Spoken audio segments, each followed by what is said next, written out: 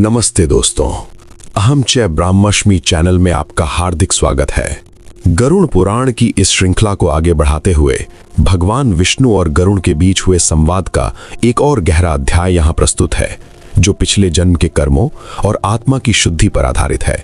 लेकिन उससे पहले आप हमारे चैनल को सब्सक्राइब और बेल आइकन को ऑन कर लेना, ताकि ये ज्ञान सबसे पहले आपके पास पहुंचे। धन्यवाद। आत्मा की अमरता और उसके द्वारा धारण किए जाने वाले विभिन्न शरीरों का रहस्य अत्यंत विस्मयकारी है, जिसे केवल तत्व ज्ञान के माध्यम से ही समझा जा सकता है। भगवान विष्णु गरुड़ से कहते हैं कि जब आत्मा एक देह को छोड़ती है तो वह अपने साथ केवल अपनी वासनाओं और कर्मों के सूक्ष्म संस्कारों का समूह लेकर चलती है। ये संस्कार ही अगले जन्म की आधारशिला रखते हैं और व्यक्ति के चरित्र का निर्माण करते हैं।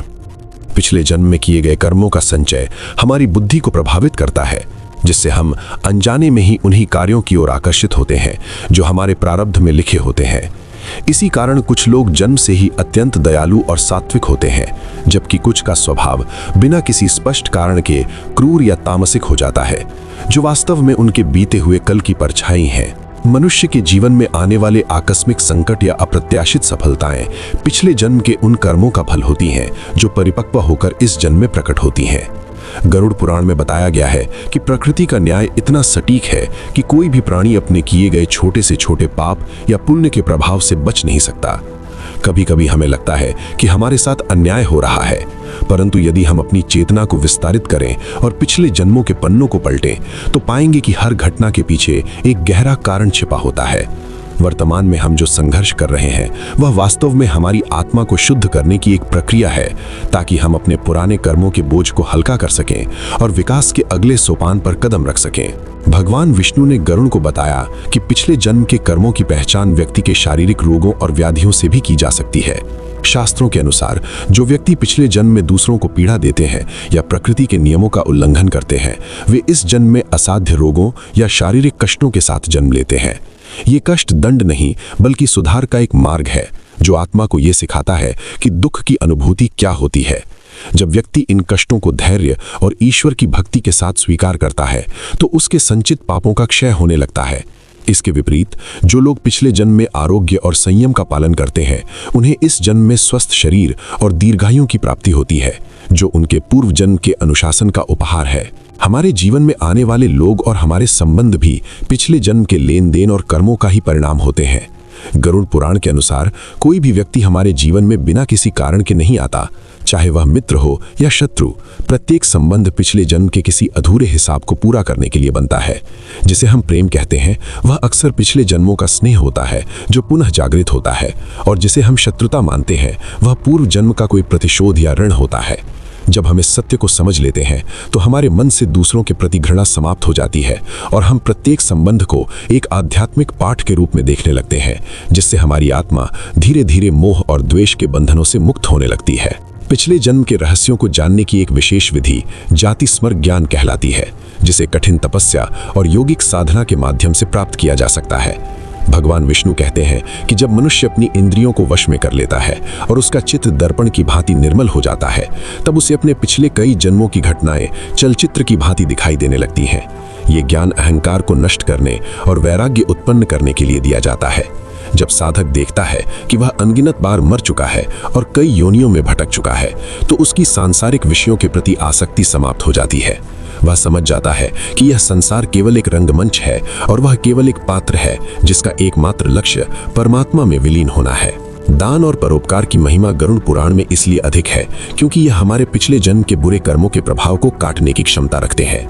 भगवान विष्णु कहते हैं कि जो व्यक्ति अपने वर्तमान जीवन में अन्न, जल और विद्या का दान करता है, वह अपने उन पापों का प्रायश्चित करता है जो उसने अनजाने में पिछले जन्मों में किए थे। विशेष रूप से अमावस्या और अन्य पवित्र तिथियों पर किया गया दान पूर्वजों की आत्मा को शांति प्रदान करता है और स्वयं के प्रारब्ध को भी शुभ बनाता है। कर्मों का ये विज्ञान सिखाता है कि हम अपने अतीत को बदल तो नहीं सकते, लेकिन अपने वर्तमान के पुण्य कर्मों से उसके कड़वे फल को मीठा जरूर बना सकते हैं। यही कारण है कि हिंदू धर्म में सेवा और करुणा को सर्वोत्तम धर्म माना गया है। गरुड़ पुराण के अनुसार मृत्यु के समय मनुष्य की जो अंतिम सोच या इच्छा होती है, वह उसके पिछले जन्म के कर्मों का निचोड़ होती है और वही अगले जन्म का निर्धारण करती है। यदि जीवन भर मनुष्य ने केवल धन और काम वासना का चिंतन किया है तो अंत समय में भी उसकी चेतना उन्हीं विषयों में अटकी रहेगी जिससे उसे निम्न योनियों में जन्म लेना पड़ सकता है। परंतु यदि जीवन भर उसने ईश्वर का नाम जप और लोक कल्याण का कार्य किया है तो उसकी बुद्धि अंत समय में स्थिर रहती है और वह उच्च लोकों की ओर प्रस्थान करता है। इसलिए वर्तमान जीवन को सुधारना ही पिछले जन्म के दोषों को मिटाने का एकमात्र तरीका है। हर सांस के साथ भगवान का स्मरण हमारे भविष्य के मार्ग को प्रकाशमय बनाता है। आत्मा की शुद्धि के लिए मंत्रों की शक्ति का वर्णन करते हुए भगवान विष्णु कहते हैं कि कुछ विशिष्ट ध्वनियां और मंत्र हमारे सूक्ष्म शरीर की ग्रंथियों को खोल देते हैं। ये मंत्र हमारे उन पूर्व जन्म के संस्कारों को नष्ट करने में सहायक होते हैं जो हमें बार बार गलतियां करने पर मजबूर करते हैं। जब हम पवित्र मंत्रों का उच्चारण करते हैं तो हमारे चारों ओर एक ऐसा सुरक्षा कवच बन जाता है जो नकारात्मक प्रारब्ध के प्रभाव को कम कर देता है। ध्यान की गहराई में जाने पर जब हम ओमकार की ध्वनि का श्रवण करते हैं तो वह हमारी आत्मा के मूल स्वभाव को जागृत करती है और हमें उस परम सत्य से जोड़ती है जहां ना कोई अतीत है ना कोई भविष्य, बल्कि केवल अनंत शांति और आनंद है। गरुड़ ने पूछा कि हे प्रभु, क्या साधारण मनुष्य भी अपने कर्मों के सुधार से मोक्ष पा सकता है? भगवान ने मुस्कुराते हुए कहा कि मोक्ष किसी विशेष वर्ग के लिए नहीं बल्कि उस हर आत्मा के लिए है जो जागृत हो चुकी है। जैसे ही मनुष्य को ये आभास होता है कि वह अपने कर्मों का दास नहीं बल्कि स्वामी है, उसके बंधन टूटने लगते हैं। सत्य का मार्ग अपनाना, किसी जीव को कष्ट न देना और फल की इच्छा किए बिना अपने कर्तव्य का पालन करना ही वह नाव है जो मनुष्य को संसार रूपी सागर के उस पार ले जाती है। इस अध्याय का समापन करते हुए भगवान विष्णु ने स्पष्ट किया कि पिछले जन्म को जानना उतना महत्वपूर्ण नहीं है जितना इस जन्म को सार्थक बनाना है।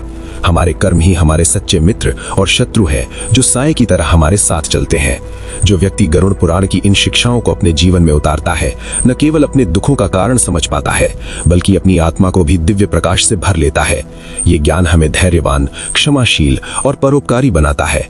अंततः जब आत्मा सभी ऋणों और कर्मों से मुक्त हो जाती है तो वह पुनः जन्म के चक्र से निकलकर उस परम धाम को प्राप्त करती है जहां से पुनः लौटना नहीं पड़ता।